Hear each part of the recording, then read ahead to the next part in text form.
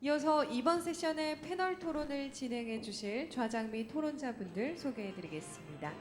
종합 토론은 현재 한국지식재산연구원 연구본부장님으로 계신 류태규 박사님께서 좌장으로 종합 토론을 맡아 주시겠습니다. 그리고 삼성전자의 강기중 부사장님과 법무법인 달의 조용식 대표님께서 토론자로 수고해 주시겠습니다. 그리고 앞서 발표하신 엔다리우스 센키 박사님과 박세건 상무님께서도 토론에 참석해 좋은 말씀 해주시겠습니다.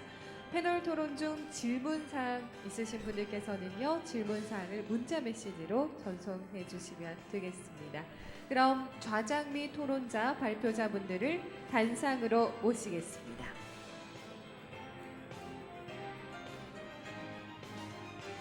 예, 안녕하세요.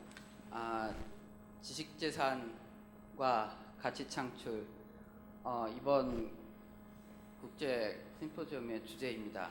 이 주제와 관련해서 특히 지식재산을 이용한 가치창출의 어떤 양념 또는 핵심적인 역할을 돋아주는 그런 이제 역할을 하는 지식재산 서비스 또는 비즈니스와 관련된 토론을 이번 두 번째 세션에서 진행하고자 합니다. 먼저 첫 번째 발표와 두 번째 발표에 대해서 패널 토의를 하실 두 분을 소개해 드리겠습니다. 삼성전자의 강기중 상무님 소개해 드리겠습니다. 그 다음에 두 번째는 그 달의 법무법인의 대표 변호사이신 조용식 변호사님 소개해 드리겠습니다. 먼저 그럼 패널 토의를 강기중 상무님부터 좀 부탁드리겠습니다. 네, 안녕하십니까. 좋은 발표 잘 들었습니다. 오늘 지금 이제 하루 종일 이제 저희들이 주로 들었던 거는 이제 지적재산 IP를 어떻게 이제 비즈니스화하고 가치 창출하느냐, 그리고 그러니까 회사가 직접 이제 기업들이 IP를 개발해서 활용할 수도 있지만 그런 것이 부족하거나 다른 대안의 방법으로 IP를 어떻게 확보하고 이런 방안에 대한 논의와 그런 것들을 전문적인 비즈니스로 하는 여러 업체들의 많은 소개를 들어서 저희들이 그쪽 분야에 잘 몰랐던 것을 많이 알게 되는 좋은 기회가 됐던 것 같습니다. 저는 지금 이제 삼성전자에서 사실은 이제 주로 소송 관리를 하는 일을 많이 하고 있어요. 제가 원래 전자에 입사하기 전에도 판사로 있었고 기본적으로 저는 이제 분쟁에 관련돼서 주로 이제 제가 개인적인 경험도 많고 그런데 이러한 모든 이제 지적재산 비즈니스 모델이라는 것이 결국은 제대로 이제 유효성 있게 그것이 돌아가려면은 문제가 생겼을 때 이를 해결하는 분쟁 해결 수단이 적정하게 운영이 돼야 된다는 게 전제가 될 것으로 생각을 합니다. 그래서 저는 이제 그쪽 부분에 일단은 포커스를 맞춰서 조금 말씀을 드리도록 하겠습니다. 이게 지금 저희가 여기 지금 이제 오늘 발표한 내용들은 이제 IP를 활용하는 것에 대해서 이제 여러 분들이 말씀하셨지만 또 한편 지금 오늘 저희가 이제 이런 세미나를 하는 것도 어찌 보면은 한국이 이런 IP 비즈니스 어떤 좋은 역할을 할 수 있느냐, 우리 기업들이 어떤 시사점을 갖고 기업들이 앞으로 기업 활동을 하는데 뭐 IP를 순수하게 어떤 IP를 갖고 돈을 벌자 이런 데 포커스를 맞춘 건 아닌 것 같고요. 그런 IP 비즈니스를 하는데 어떤 역경이 있을 때 어떻게 해결할 것이냐는데 관심이 많다고 생각을 합니다. 지금 이제 여러 가지로 이제 IP를 활용하는 방안에 대해서도 여러 가지 지금 논의들이 많이 있지만 또 하나 지금 이제 저희들 이제 세계 특허 업계를 크게 나누면은 사실은 미국, 유럽, 일본 그리고 이제 한국, 그 다음에 최근에 중국에 이제 5군데가 이제 5국 체제 내지 뭐 저희가 3국, 4국, 5국 이렇게 얘기를 하는데 하고 있는데 이 전제까지 보면은 그래도 이제 IP 관련된 이슈가 많고 그와 관련된 분쟁 해결 절차가 가장 활발한 곳이 미국입니다. 뭐 저 개인적으로도 지금 저희 전자의 경우에도 미국의 소송이 참 많이 한국 기업들이 실제 미국의 소송을 많이 하고 있는 그런 상황인데 뭐 반면 유럽에서도 꽤 이제 일들이 있었는데 최근에 저는 이제 우리 조영식 변호사와 같이 또 저희 한국에서 작년에 지적재산권 변호사협회를 창설해서 그걸 같이 운영을 하고 있습니다. 그래서 지난 한 달 전쯤에 저희들이 그 유럽에서 유럽의 논의가 유럽 통합법원 논의가 일어나고 있거든요. 그래서 유럽 통합법원 판사님들이 와서 세미나를 모의 재판까지 하고 왔는데 그때도 이제 좀 보면 사실 이제 이때까지 이제 특허 분쟁과 특허 소송 관련된 주도권을 갖고 미국이 장악이라고 좀 말은 그렇지만 이제 주된 이제 코스가 됐었는데 유럽에서도 그러한 거를 유럽에서 이제 끌고 와서 좀 전체적인 IP 분쟁에 자기네가 메카 역할을 하겠다고 해서 지금 유럽 특허법원 제도를 추진하고 있고 이 제도 자체가 지금 그 유럽에서 지금 계획하기로는 내년도 하반기 빠르면 내년도 하반기 아마 2017년도 상반기 정도로 이제 지금 도입이 될 거로 생각을 하고 있습니다. 그리고 또 중국의 경우에도 지금 IP법을 굉장히 정비를 하고 특허법 제도 도입하면서 그런 것들을 하고 있는데 이런 것들이 사실은 저희들이 그 유럽을 뭐 간단히 우선 소개를 드리면 지금은 이제 잘 아시겠지만 유럽의 특허를 받기 위해서는 EPO라는 데가 있긴 하지만 아침에 저기 발표하신 EPO에 출원한다고 하고 심사한다고 해서 유럽 특허를 취득하는 것은 아니고 뭐 독일이면 독일, 영국이면 영국 이런 나라를 특별히 지정을 해서 들어가야 각 국가별로 특허를 취득하고 다시 그 특허의 뭐 유효성을 검증받고 이런 단계는 다시 또 개별 국가의 소송이라는 아주 좀 복잡한 시스템을 갖고 있었는데 지금 유럽 통합법원이 생기고 이제 유럽 특허 제도가 생기면 유럽의 단일한 출원으로 유럽 전체 효력에 미친 특허도 취득하고 소송도 뭐 각 국가별로 할 필요가 없고 한 나라에서만 하면은 다 특정한 통합법원이죠. 통합법원에서 하게 되면 이제 그 특허권 행사 가능해진 그런 시스템을 갖추게 하면서 지금 저희들이 예측하기로는 상당히 많은 소송이 유럽 통합 특허법원 이후에 되지 않을까 싶고 또 이 유럽 지난번 세미나에서도 사실 저희가 느꼈던 거는 유럽에 있는 많은 그분들은 판사들이었는데 유럽 통합 특허법원을 이제 장차 이끌어갈 뭐 영국, 독일, 프랑스 가장 주요한 국가의 판사님들이었는데 직접 오셔갖고 저희들이 사실은 뭐 먼저 요청한 건 아니었는데 그런 식으로 본인의 제도도 PR도 하고 다니는 걸로 봐서 앞으로 유럽 특허 제도가 법원 소송 제도나 이런 것이 굉장히 활발해질 것 같다. 그래서 저희들이 유럽의 그런 동향도 한국 기업의 경우에 잘 파악을 해야 되겠다는 생각을 하고 있고요.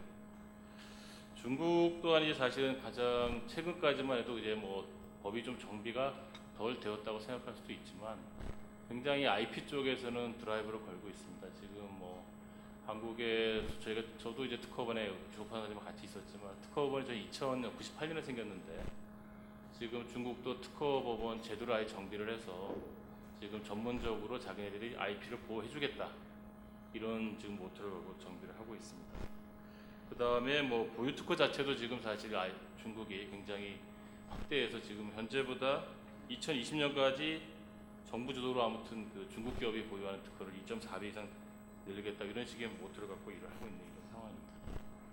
그래서 이렇게 어찌 보면 이제 유럽이나 중국의 경우나 이런 경우에는 특허에서 IP를 점점 보호를 강화하는 것으로 나가고 있는 것으로 보이긴 하지만 한편 또 저희들이 이제 미국의 상황을 살펴보면은 미국은 지금 이제 쭉 보다 보니까 미국이 사실 이런 거죠. 다른 나라는 그렇게 분쟁이 많지 않다 보면은 뭐 여러 가지 특허 제도의 문제점이 좀 덜 드러날 수가 있는데 미국은 뭐 최근에 수십 년간 아무튼 전 세계 주요 특허성이 집중이 돼서 하다 보니까 여러 가지 특허권자 입장에서나 특허권의 침해자로 주장되는 일부 기업들 입장에서 많은 이제 뭐라 그럴까요? 저 문제점들이 발견이 돼갖고 지금 과연 또 미국은 거꾸로 이 특허를 이때까지 이렇게 보호한 게 적절하냐? 그다음에 좀 뭐 이제 한편에서는 그 저희들이 트롤이라고 불리우는 그런 특허권 실제로 R&D를 하지 않고 물론 R&D를 하면서 특허권 행사하는 경우가 좀 덜한데 저희들이 이제 통상 이제 트롤하고 구별하기 위해서 일반 그런 업체들을 NP라고 부르기도 하죠. Non-Practicing Entity. 그러니까 실제 제조는 안 하고 특허만 갖고 특권 행사 업체를 그렇게 부르기도 하고 그 중에서 이제 예를 들면 대학교나 원래 R&D를 하던 기관하고 또 구별해서 사실 진짜 특허만 아까 말한 IP 비즈니스에 조금 이제 오해 있을 수 있지만 아무튼 그런 경우 트롤이라고 부르기도 하는데 그런 것들이 이제 미국의 배심 재판 제도와 맞물려 갖고 과도하게 손해배상이 많이 가는 이런 또 문제점을 나오다 보니까 미국은 현재 또 그러한 폐해를 방지하기 위해서 계속해서 법을 개정하고 현재도 뭐 지난주 저희 특허 뉴스에도 보면은 그를 개정한 입법이 지금 진행 중이라고 또 나와 있습니다.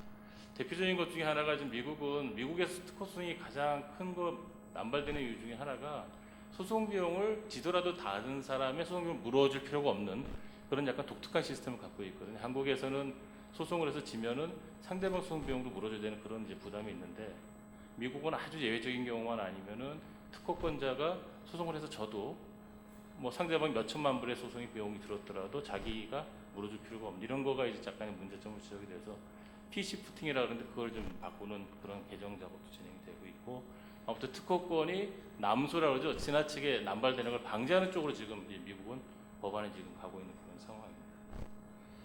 이런 상황에서 이제 최근에 한국의 경우는 이제 한국의 IP 허브를 만든다 이러면서 저희들이 또 한편으로는 한국도 이렇게 전 세계 특허 굉장히 어떻게 보면 특허 시장이라는 게 아까 말한 그런 시장도 있지만 소송 시장도 있는데 너무 저희들이 제도가 미비해서 한국 특허 시장도 좀 키워야 되는 이런 논의가 있는 걸로 알고 있습니다.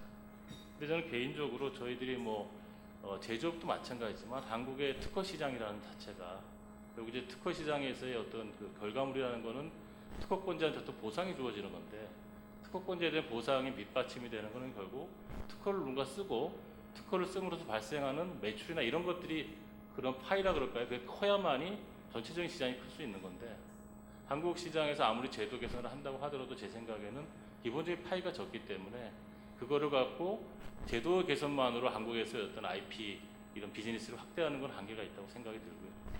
지금 뭐 저희 특히 여기 대부분 한국이니까 한국 기업들의 비즈니스 가장 큰 모델 중에 하나가 결국은 수출 주도형 경제 아니겠습니까? 그렇다면은 한국 기업의 활동이 활발한 외국에서 한국 기업이 유효적절한 특허를 획득하고 한국 기업이 외국에서 특허를 잘 보호받을 수 있는 그런 기반이 되는 걸로 더 추진하는 게 맞지 않겠느냐.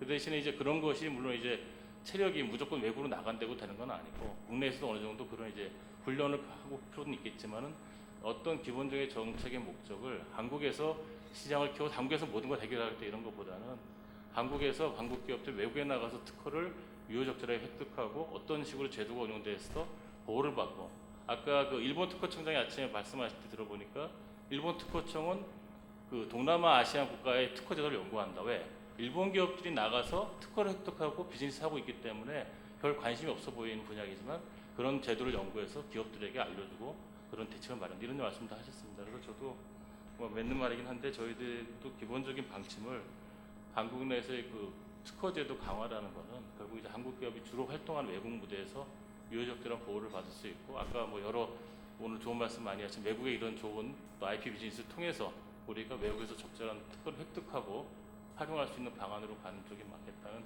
그런 생각을 합니다. 예, 이상 토론 마치겠습니다. 예, 강기중 상무님께서 아주 좋은 말씀 해주셨습니다. IP 비즈니스가 우리나라에서 조금 더 활성화되기 위해서 어떻게 보면 선결 조건일 수도 있는데요. 우리나라의 어떤 IP를 보호할 수 있고 소송이 일어났을 때도 정당하고 발명자한테 어떻게 보면 조금은 유리하게 보상이 될 수 있는 어떤 제도적 체계가 필요하다는 말씀과 또한 기본적으로 우리나라 시장 사이즈가 작기 때문에 해외에서 보다 더 어떻게 우리나라의 기업의 비즈니스나 특허가 보호될 수 있는 부분을 어떻게 정책적으로 우리가 만들어갈 수 있는가 그런 부분에 대한 말씀을 해주셨습니다. 다음으로 달의 조용식 변호사님께서 패널 토의 해주시겠습니다. 마지막으로 하다 보니까 목이 좀 쉰 것 같아요. 기다리다 보니까 지친 것 같습니다. 여러분들 오래 기다리셨는데요. 저는 오늘 앞쪽에 계신 분들 정말 여러 가지로 많이 말씀해 주시고 또 성공한 사례들을 많이 말씀해 주셨는데 저는 제가 이제 저희 사무실을 운영하면서 이제 IP 전략팀이라는 것과 이제 기술 경영팀이라는 걸 저희 사무실에서 운영을 합니다. 그래서 뭐 중소기업이라든가 이런 쪽에서 필요한 노하우 R&D와 관련돼서 필요한 사업이 있으면 저희들 도와주기도 하고 또 기술을 이전받는다든지 뭐 아니면 여러 가지 계약을 맺는다든가 할 때 이제 기술 경영팀이 자문도 해주고 뭐 이렇게 하는데 오늘 제가 이제 토론으로 나와서 토론자로서 말씀드리고 싶은 것은 뭐 다 이렇게 성공한 케이스는 뭐 잘 알고 계시니까 우리나라 중소기업들이 실제로 이렇게 하면서 겪는 어려운 점 이런 거에 대해서 좀 말씀을 드리고 싶은데요. 여러분들도 잘 아시다시피 저는 이제 이 기술 이전 및 사업화 촉진에 관한 그런 내용에 관해서 말씀드리자면 이게 일어나고 있는 게 대부분 중소기업과 관련되는 그런 내용입니다. 93%가 중소기업의 기술 이전이 된다고 그럽니다. 그리고 이제 대기업은 거의 뭐 3%가 뭐 그 정도밖에 되지 않기 때문에 이게 여러 가지 측면에서 문제점이 많이 생기는데요. 우리나라가 이제 2000년도부터 기술 거래소를 만들었다가 이것이 실제로 실적이 잘 생기지 않으니까 이제 한국기술진흥원으로 이렇게 개편하고 뭐 공공기관이라든지 민간 거래기관 이렇게 해서 지금 한 60 몇 개의 이 기술 거래기관이 있습니다. 근데 그 기술 거래기관들이 전부 다 영세하고 크게 실적을 내지 못하고 있습니다. 그게 제가 보건대는 여러 가지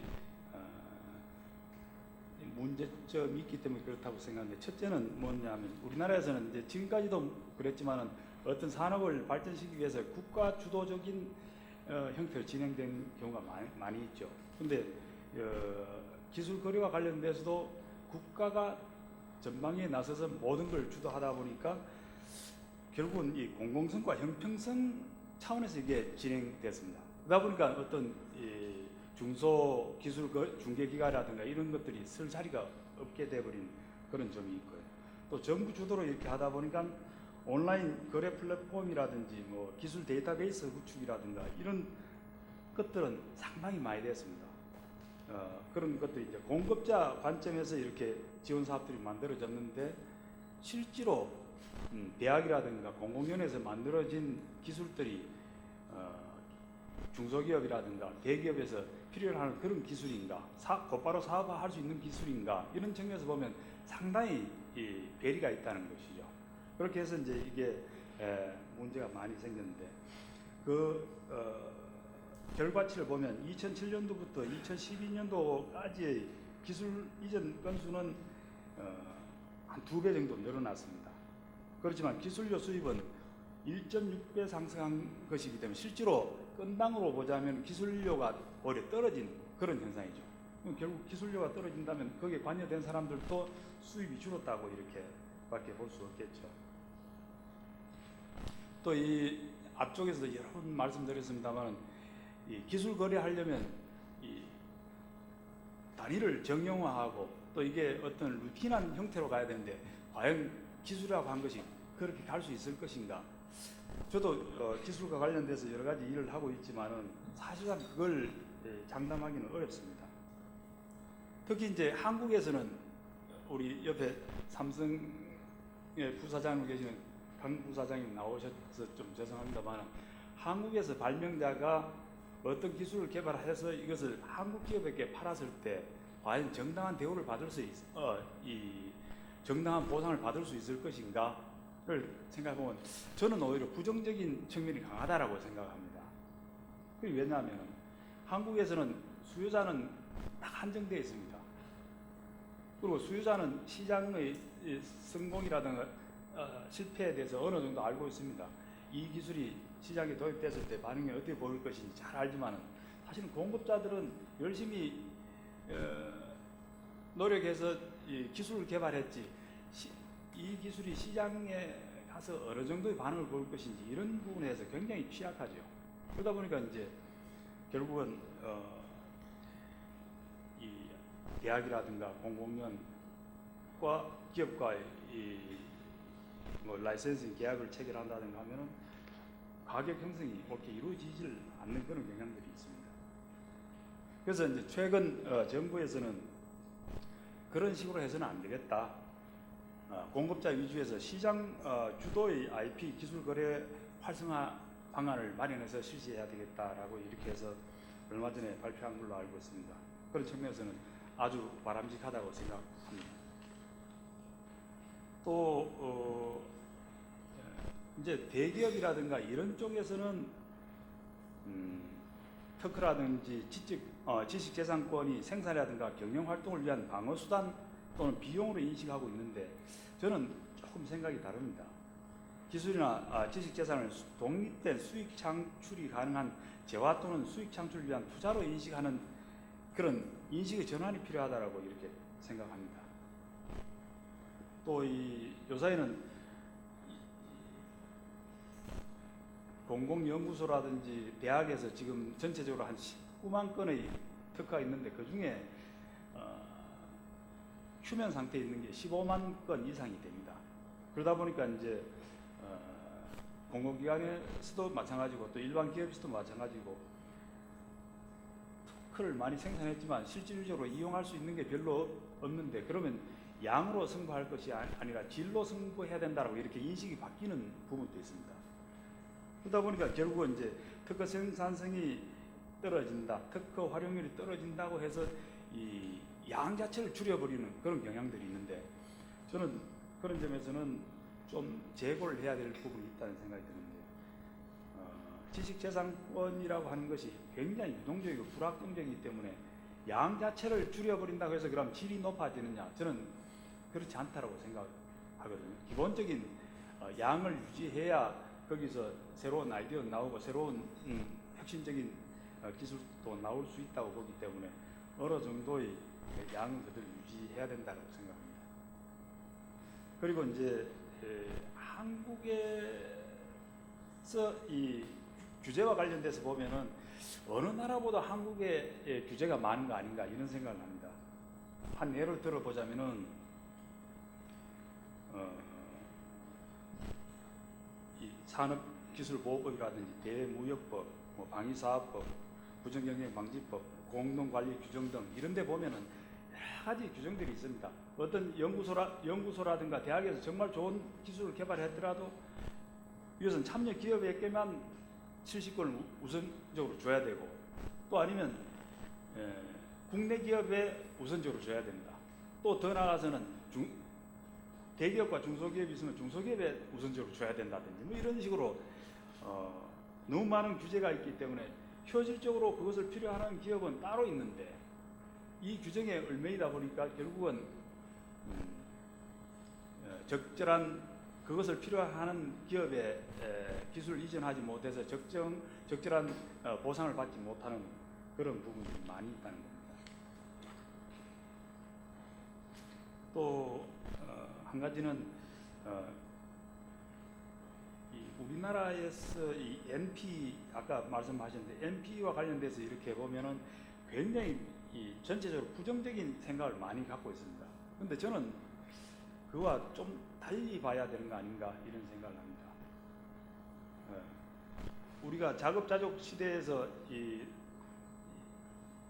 이제 산업화 시대로 가고 하면 결국 물건을 만들어 놓은 사람이 있으면 그것을 누군가 유통을 해야 되는데, NP가 그런 유통을 담당하는 기관이라고 본다면 우리가 장려해야 될 대상이지 규제만 해야 될 대상은 아니라고 보는 거죠.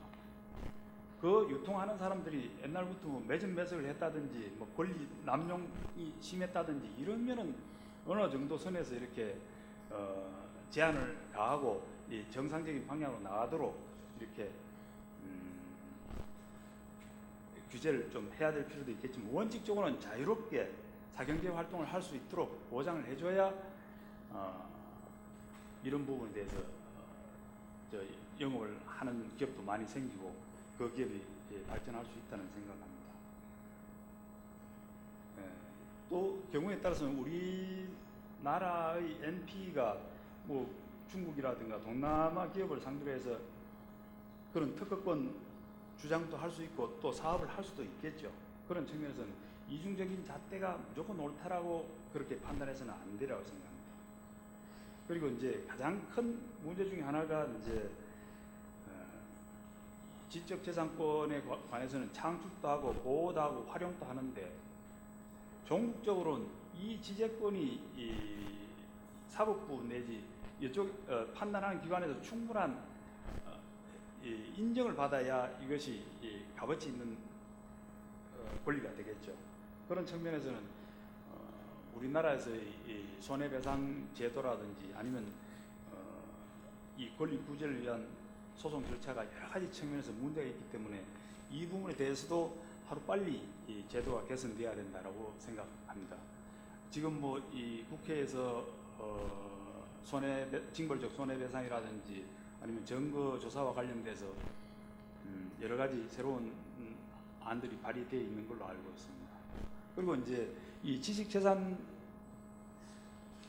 관련된 비즈니스가 한 단계 도약을 하려면 결국은 그 중간에 매개체 역할을 하는 사람들이 그것으로 인해서 수익이 나야 되는데, 과연 우리나라에서 지금 수익 나는 구조가 되느냐, 이 점에 대해서 한번 깊이 반성을 해야 된다라고 생각하는데, 이제 우리나라에서는 이제 관주도로 하다 보니까 국가기관에서 이런 만약에 이런 부분까지 다 장악하게 되버리면 국가에서는 어찌 되든 간에 실적 위주가 좀 그 관점에서 진행하다 보면 얼마나 많은 수의 이 지식재산권을 라이센싱 했느냐 뭐 여기에 초점이 맞춰져 버리고 나면 결국은 수익과 관련된 거는 뒤처럼 밀려버리게 되는 거죠.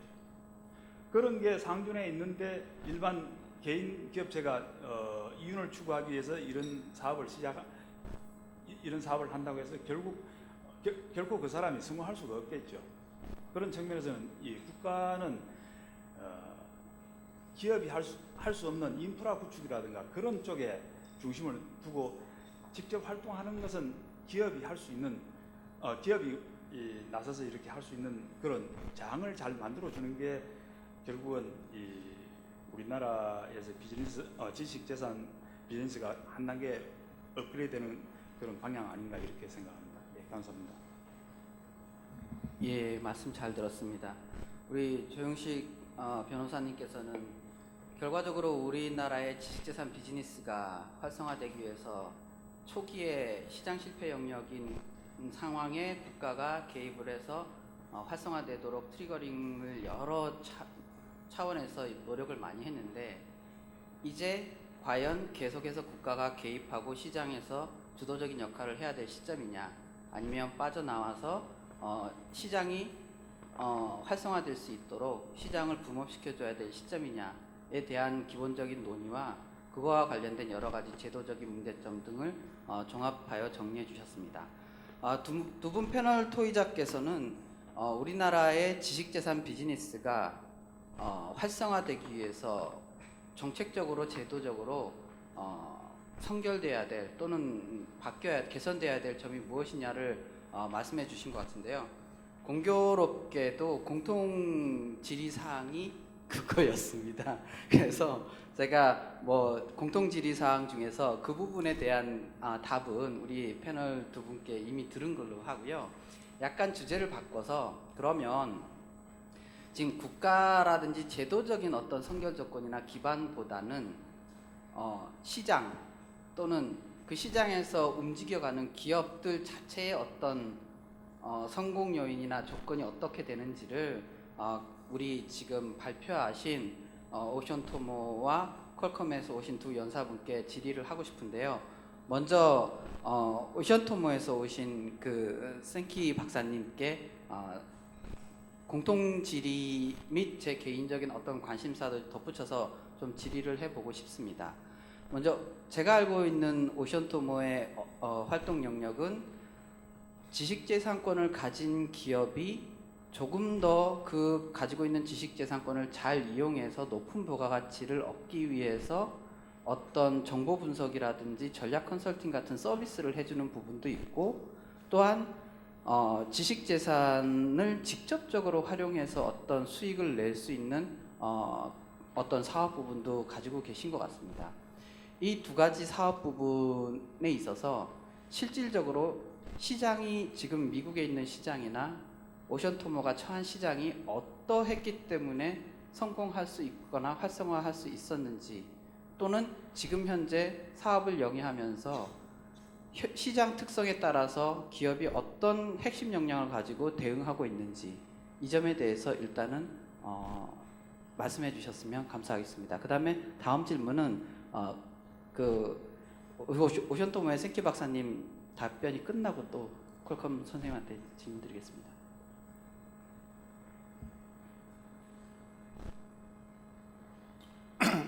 So you're asking me what the factors are that are important to create an IP market.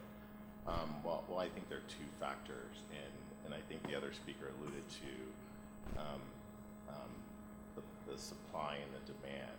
First of all, large corporations have to understand the technology roadmap or plan that they have. And they have to have a long-term plan as well as a short-term plan. And they also need to have an organization that connects the R&D strategy with the immediate corporate development strategy for acquisitions, as well as the IP strategy around protecting your products in terms of protection and filling in the gaps. And to be honest, this isn't even done that well in the US. I mean, we've talked to many companies, and I've had to have a conversation with the CTO who doesn't understand IP, the general counsel who has an IP strategy group trying to acquire IP, and then you have the corporate development team trying to acquire assets. And they're all trying to make these trade-offs between immediate return on revenue or long-term protection of your ecosystem. So unless the large companies in a marketplace can consistently build that conversation among your long-term R&D strategy, then you don't really have a good market. Now, some companies solve this problem by going venture, as I talked about. So then that becomes this other component, which could be the link between the two. And there's some companies that do this really well. IBM is a very good example that has demonstrated how to build an IP marketplace and sell R&D to industries. So they go in as a service company, they understand the problems, they do the R&D, and they sell the IP licenses. Facebook, Twitter, even Google, when it went public, had no patents. So this is your supply side. So this is the side of the market that is developing new innovations. But they get to market, and then they get sued by startups, by little inventors, by MPEs, or by competitors.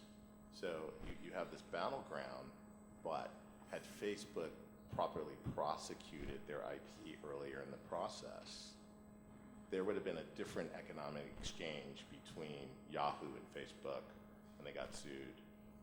And IBM wouldn't have been able to go in and sell their patents. So a marketplace will only be viable if the startups, when they get invested in, understand the R&D strategies and the problems that are being solved by large corporations, and you marry those factors together. And I think the factors are really cost of development, long-term cost, short-term value of what it costs to actually buy versus build. You saw the sort of Google spend $12.5 billion to get it later. Well, what if they had invested earlier in this set of startups to do the same thing? Would it cost less? But it'd be risky. You didn't pick the right one. So you need to have the risk factors and understanding how much it's going to cost to build, and your long-term growth plan. What do you need to build? And then that information, through an intermediary market of venture capitalists, IP investors, need to share that information with the supply side, so the supply side is working on the right problems.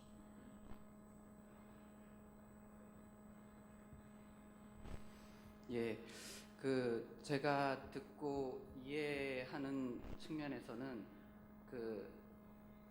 기본적으로 어떤 부가가치를 충분히 창출할 수 있는 기술 중심의 또는 지식재산 중심의 어떤 사업을 진행을 함에 있어서 기업들이 그것들이 얼마큼 중요한지를 인식해야 되고, 그러한 인식을 가지고 있는 기업과 특히 대기업과 벤처 중소기업 간의 어떤 협력을 할 수 있는 네트워크 구조가 있어야 되고, 그렇게 이제 말씀을 해주신 것 같은데, 결과적으로 미국이라는 시장은 그런 인식을 가진 기업 집단이 많이 존재하고, 그 많이 존재하기 때문에 마켓 사이즈가 있어서 IP 비즈니스가 보다 더 쉽게 활성화될 수 있지 않았나, 그런 생각이 좀 들고요.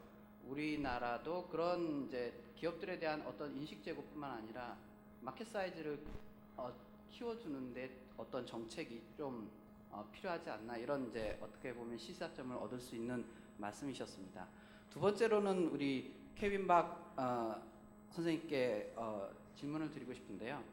일단은 퀄컴은 기본적으로 기술 중심의 벤처 기업이 글로벌 대기업으로 성장한 케이스이면서도 어떻게 보면은 제품을 통해서 큰 수익을 얻는 것보다는 그 제품에 들어가는 기술의 라이센싱이라든지 기술 또는 IP 자체의 어떤 이용을 통해서 수익을 얻는 구조로 큰 기업으로 성장한 대표적인 케이스 같습니다. 퀄컴이 그렇게 성장을 할 수 있었던, 어떻게 보면 가장 중요한 배경 또는 우리나라에서도 그런 기업들이 성장할 수 있을 것 같은데요. 그런 기업이 성장하기 위해서 기업 자체가 가져야 될 핵심 전략 또는 뭐 핵심적인 어떤 그 시장에서의 어떤 롤, 뷰 이런 것들이 있으면 좀 간단히 말씀해 주시면 감사하겠습니다. 예, 제가 제 프레젠테이션 때도 말씀을 드렸는데 퀄컴은 먼저 라이센싱 회사로 시작을 했습니다. 그래서 신기술을 만들어내고 그리고 그 기술을 이 마켓에 들여오는데 아까도 말씀드렸듯이 인컴번트한 GSM이라는 테크놀로지가 있었고 그 인컴번트들 사이에서 저희가 저희 기술을 확산시키기 위해서는 소위 아까 말씀드렸던 오픈 라이센싱 policy를 어답트를 할 수밖에 없었죠. 그리고 그 후에 이게 신기술이기 때문에 그리고 이게 상용화되기 상당히 어려운 기술이라고 인식되어 있었기 때문에 저희가 처음부터 끝까지 다 만들었어야 되는 시기가 있었습니다. 그래서 저희가 핸드폰도 만들었고요. 그 핸드폰에 들어가는 통신 모뎀 칩도 만들었었고, 그다음에 그 중계기나 무슨 이 통신 회사에서 쓰는 통신 장비도 만들었습니다. 그렇지만 저희의 코어 컴피던시는 신기술을 지속적으로 만들어내는 것에 있었기 때문에 차후에 보시면은 저희 핸드셋 비즈니스는 교세라라는 회사한테 팔았고, 그다음에 저희 장비 회사는 에릭슨한테 팔았고, 저희가 통신칩 회사는 유지를 했는데, 왜냐하면 저희가 만들어낸 많은 기술들이 이 칩 안에서 들어가서 작동하는 거를 이 커스터머들이 원했기 때문에 이렇게, 통신칩 비즈니스는 유지를 했고 그 비즈니스가 또 크게 됐죠. 그래서 매출로 치면은 통신칩으로 걷어들이는 매출이 한 70% 되고요. 그 이익으로 치면은 한 30% 되고 그리고 이제 이익으로 치면은 라이센싱으로 받아들이는 게 이제 리버스가 되겠죠. 매출의 한 30%, 이익이 한 70% 정도. 한국 회사들이 퀄컴이 하나의 좋은 사례가 될 수는 분명히 있을 것 같아요. 그 어떠한 성장 엔진을 찾고 있는 그리고 아주 좋은 기술을 갖고 있는 기업에서는 지재권이 합리적으로 잘 보호된다는 전제하에서는 퀄컴이 채택한 그런 라이센싱 모델이 그 선순환의 구조를 이루어낼 수 있고 한 가지 좋은 사례로 예를 들 수가 있을 것 같은데요. 퀄컴의 사례만이 좋은 사례는 아니겠죠. 다른 모델도 있고 우리가 기업체들을 보면은 제가 또 근무했던 시스코 시스템스라는 회사도 한때는 벤처 회사로 시작했던 회사고 이 회사는 퀄컴과는 굉장히 다른 그 IP 스트래티지를 갖고 있습니다. 그래서 이 회사의 그 크라운 주얼이라고 할 수 있는 거는 이 라우터에 들어가는 오퍼레이팅 시스템인데 그거는 저작권으로 보호를 받고 특허를 많이 파일링을 하지만은 크로스 라이센싱 컨텍스트가 아니면 주로 라이센싱을 안 합니다. 그래서 주로 IP를 이 시스코라는 회사에서는 디펜시브 퍼포스로 사용을 하고 있죠. 그래서 뭐 질문 드린 것에 답변은 될지 모르겠지만은 분명히 퀄컴은 좋은 사례가 될 수가 있고요.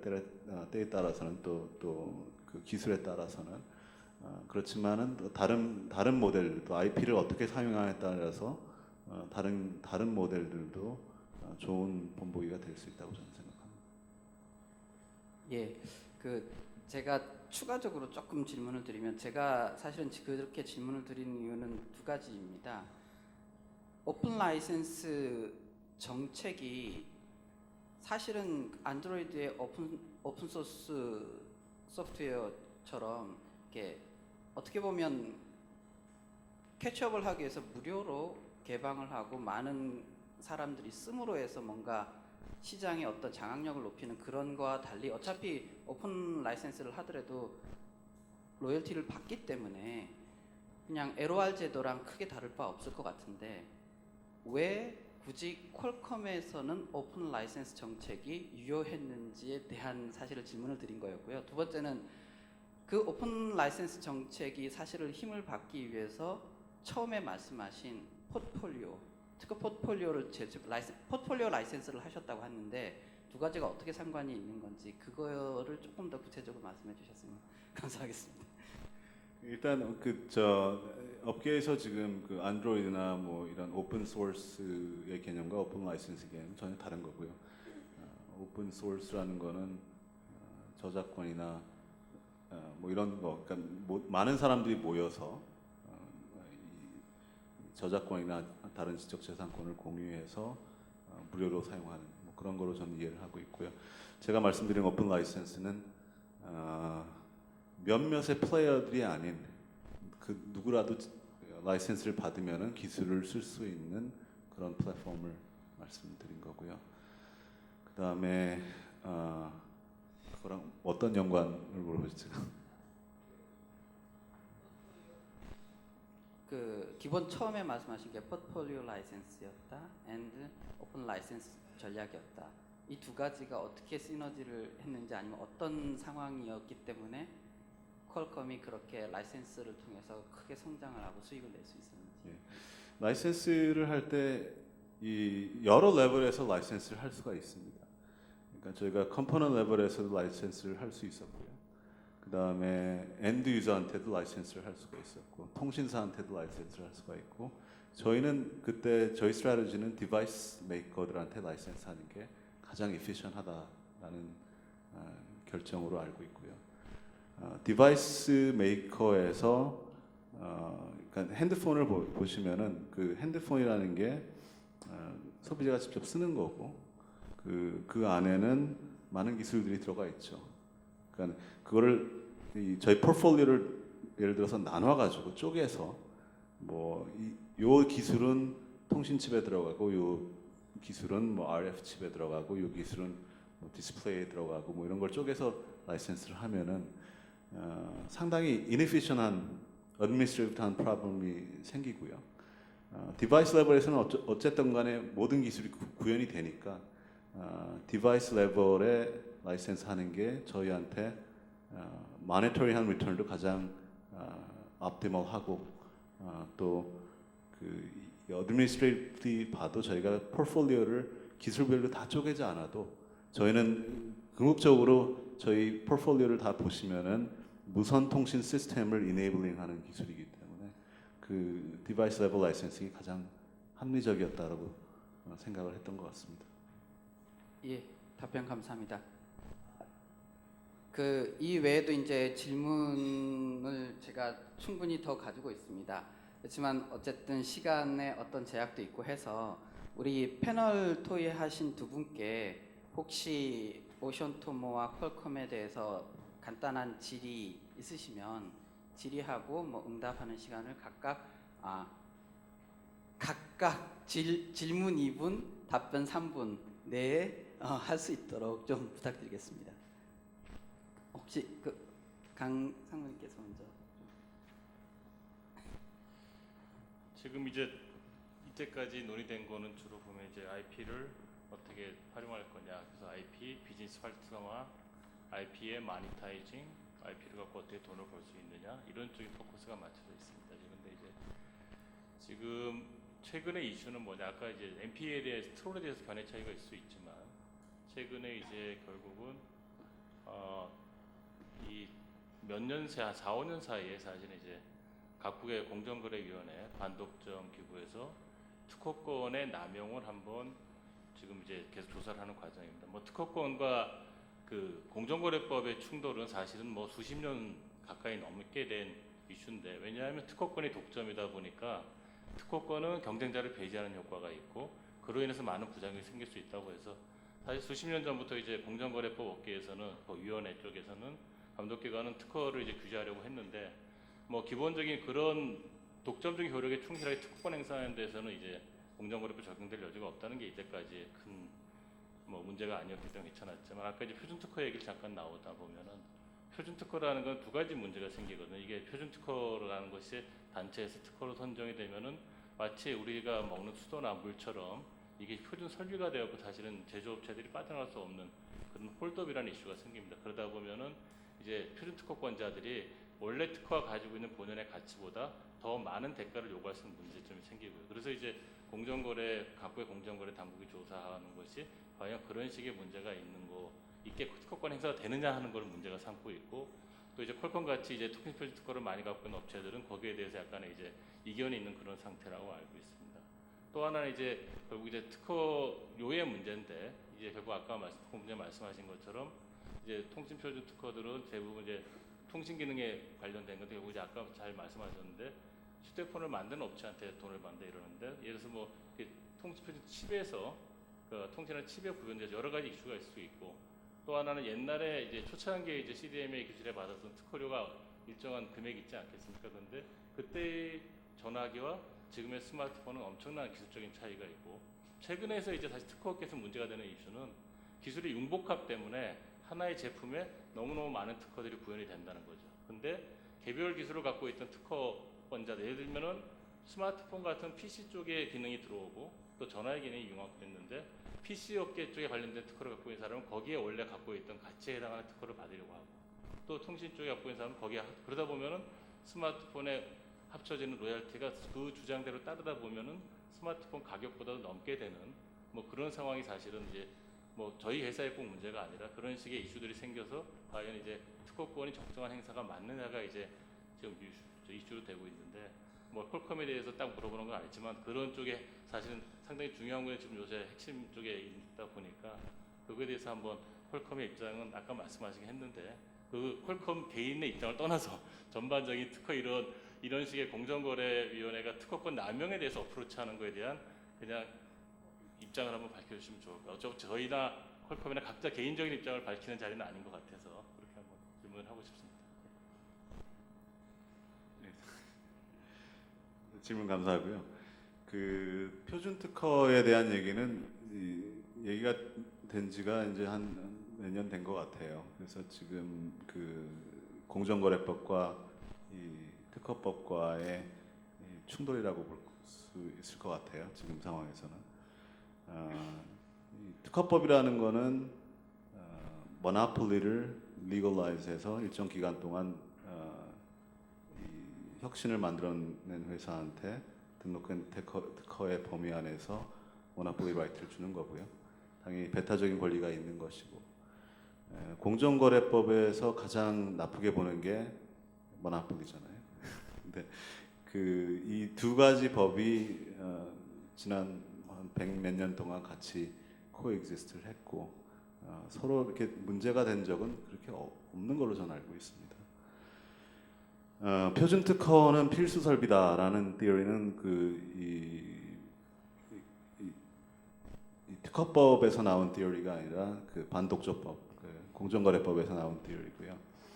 표준 특허가 필수 설비다라는 거는 아직 그렇게 결정된 바는 없습니다.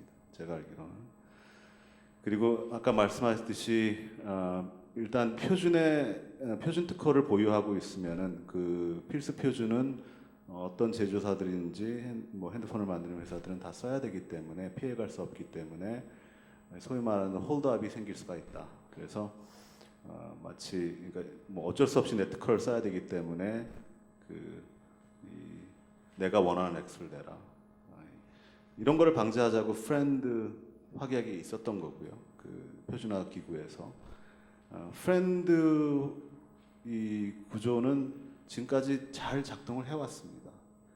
지금까지 제가 알고 있는 사례로 홀드업이 문제가 돼서 표준이 뭐 제지가 되거나 지체가 된 사례는 없는 걸로 알고 있거든요. 지금까지는 적어도. 그렇기 때문에 이 홀드업을 계속 얘기하는 그 측에서는 당연히 그 진영은 제조사 그러니까 그러니까 삼성은 뭐 많은 표준화 활동을 해서 많은 표준 특허를 갖고 있지만 또 그렇지 않은 회사들도 있거든요. 그래서 저는 이거를 구태여 법적인 문제로 지금 보고는 있지만은 그렇게까지 안 가고 만약에 특허권 남용에 대한 문제가 있다라면은 우리가 구태여 공정거래법을 먼저 들여다보기 전에 특허법 안에서의 구제 조치가 있는지 살펴보는 게 중요할 것 같습니다. 제 생각에는 분명히 있는 것 같고요. 그리고 특허법이라는 게 뭐 하루 이틀 있었던 것도 아니고 오랜 시간 동안 테스트를 받았던 그런 법률이기 때문에 남용에 대해서도 분명히 적당한 합리적인 구제 조치가 있다라고 봅니다. 예, 답변 감사합니다. 그럼 저도 조영식 간단하게만, 변호사님. 예.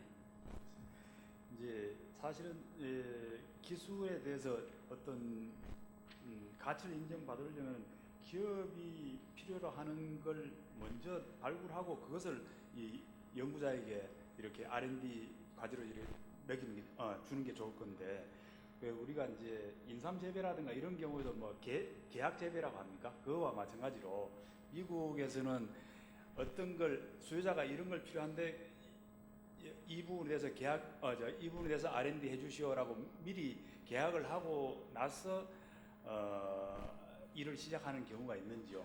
그럴 경우에는 이제 연구 과정이라든지 추론 과정에서도 계속 컨설팅 회사가 관여하고 해서 그 결과가 좋게 나오도록 이렇게 할 수 있기 때문에 굉장히 합리적인 결과가 나올 수 있을 것 같은데 그 부분에서 어떤지.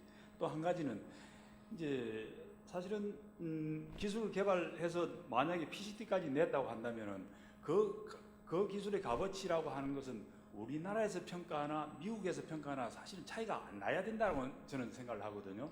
그게 어찌 됐든 간에 이제 우리나라 기업의 경우에도 중소기업에서 제품을 만들더라도 이게 제품이 좋으면 전 세계로 나갈 수 있고 전 세계 다 기술 이제 특허로서 이렇게 권리화할 수 있는 그런 길이 있기 때문에 사실은 미국에서 그 기술을 개발했는 거나 한국에서 기술을 개발했는 거나 똑같은 값어치를 인정할 수 있을 것 같은데 제 느낌으로는 좀 그렇지 않은 것 같아요. 미국에서는 왜 그렇게 이제 기술에 대해서 높이 쳐서 이렇게 매수하는 경우가 많은지 그 이유를 좀 알고 싶습니다. 예. 오션 토모의 생키 박사님께서 좀 대답해 주시면 감사하겠습니다. So I don't think you can really value the markets the same. I mean, I think you're making an assumption that the absorption of innovation in one market for an innovator in Korea who needs to sell it in multiple markets should be the same, and it really isn't the case. So we have analytics tools which rate the value of patent in different markets, and we didn't create one metric. We created a metric for the U.S., we created a metric for Europe, we're developing one for China, and there should be a metric for Korea and one for Japan. And the reality is the value of IP in those markets is different. And it's different because the demand, as you pointed out, is different. So in the U.S., where you have more disaggregation of innovation activity and more opportunity to sell it, you can trade at a higher value because you have more bidders. In Korea, where you have more vertically integrated companies, you're not going to be able to have as much trade, right? So if the marketplace has fewer buyers and you have a lot of supply, right, the price is going to be lower. So I think the solution is for Korean inventors to sell more of their technology overseas.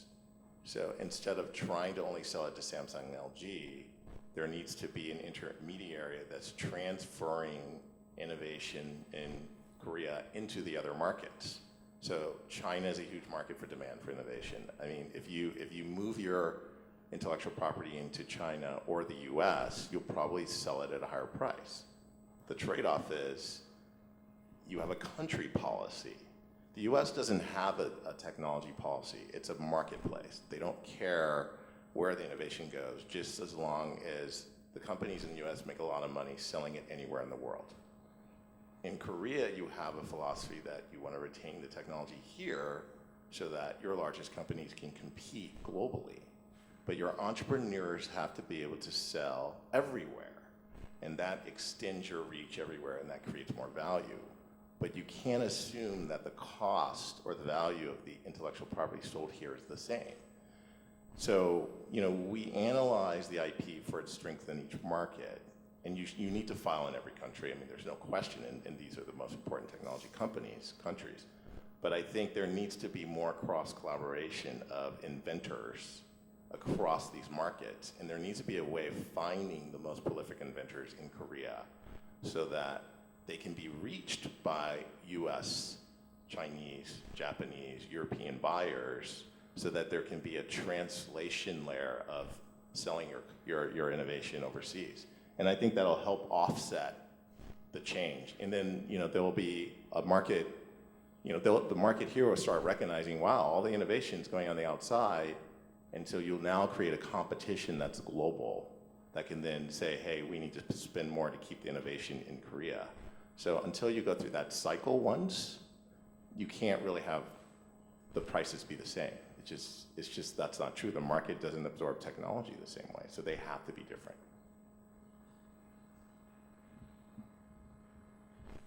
예, 말씀 감사합니다. 지금 플로어에서 질문이 꽤 많이 올라왔습니다. 꽤 많이 올라왔는데 지금 네 분 패널께 질문이 골고루 많이 올라왔는데 일단은 그 시간이 많이 없고 그다음에 지금 요 국내에 계신 우리 패널 두 분은 다른 뭐 이런 컨퍼런스에서도 자주 만나실 수 있는 분이니까 먼저 외국 연사분들께 들어온 질문 두 가지를 각각 아주 짧게 하고 짧게 대답해 주시기를 부탁드리겠습니다. 먼저 퀄컴입니다. 표준 특허 확보를 위한 퀄컴의 노력은 무엇이며 또한 일반적인 R&D 특성과 표준 특허를 확보하기 위한 R&D는 어떤 점에서 차이가 나는지 짧게 대답해 주시면 감사합니다. 질문이 어려운데 사실은 대답을 짧게 요구해서 정말 죄송합니다. 짧게 대답하면 차이는 없는 걸로 알고 있습니다. 그러니까 저희는 무선 통신 시스템을 개발하는 회사고 저희가 개발하는 무선 통신이 표준으로 채택이 되면은 그게 저희 이제 특허로 되는 거고 그때야 이제 저희가 그거를 이거는 표준 특허 버켓, 이것은 뭐 비표준 특허 버켓으로 나누진 않는 걸로 알고 있습니다. 예, 감사합니다. 다음으로는 오션토모에서 오신 생키 박사님께 질문 드리겠습니다. 오션토모는 기업의 어떤 그 R&D나 IP와 특허와 관련된 어떤 전략적인 컨설팅도 많이 하고 있고 그 컨설팅을 위한 다양한 분석 툴도 가지고 있는 걸로 알고 있습니다. 물론 비즈니스 모델도 갖고 있지만 그런 다양한 분석 툴을 이제 개발을 함에 있어서 그 시장의 니즈는 어떻게 파악하며 그다음에 니즈를 파악했을 때 그 알고리즘 개발과 필요한 DB는 어디서 어떤 방식으로 확보를 하는지 좀 말씀 부탁드리겠습니다.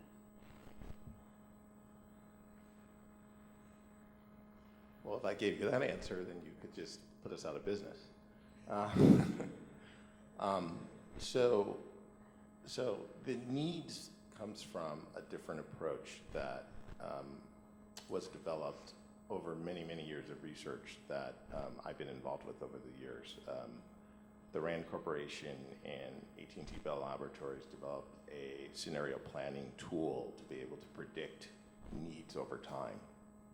And VCs do this all the time, and there's this famous book by Tony Olick called Customer Needs, or What the Customer Wants, and you guys should buy this book. And I teach this in my course, and the way you define the market needs is by every service that's being offered or product that's being offered is performing a job for the buyer, the consumer. So if you think about it, every time, when Patrick said you were hunters and gatherers and then you spent all your day hunting and gathering, you don't have any surplus of time. Well, the reason why you have surplus of time is because technology is created substitutes for those jobs that we've had to get done. So the needs are defined by a very simple framework of 8 steps. You define, you gather, you get the materials, you execute, you measure, and you return, and you modify. Every single service is solving a job map problem. So we put all of the IP and innovations into a job map, and we map out what job your product is sitting in. And sometimes you're the execution step, and sometimes you're the monitoring step, and sometimes you're the gather the raw material step, and sometimes you're the change and re-execute step. And then we look at the citation analysis of all of the IP in the market, and we have an algorithm that tells us this IP is like this IP. So once we identified the core patents in a particular segment of a job map, we can see the evolution of the needs defined by the patents that are solving the problems in that step. And then we go back and check with the corporation and say, hey, do you need this problem solved? And then we iterate with them, and then we say, hey, let's form an investment vehicle to go find the best inventors out there who can solve this problem based on our strength score. And I can't go into how we do that, but we marry the sort of analytics with mapping the patents into this job map of solutions. And sometimes jobs collapse into one step. And I'll just give one example before we go. But if you think about in the 80s when you used to take music, Sony had the Walkman, right? Why wasn't Sony the iPod? Or why aren't they Pandora, right? So you took that step of creating music, putting it on a turntable, recording it, making your playlist, putting on a tape, carrying buckets of tapes with you while you're listening to music, and now that's all collapsed into one job. A computer, pick a song, and then I have a job. I have a Genius tool that says, hey, here are all the songs like this that you want to hear, and then it just plays to you and streams to you, and you never have to record it again. So you could see how all this technology created the ability to infer from one song a playlist that we used to spend hours making tapes around. And there's an example. Sony didn't do that, but Apple did. So why was that? So that's the open innovation question we try to predict. Where are you going to become obsolete because of all these inventions coming over 10 years?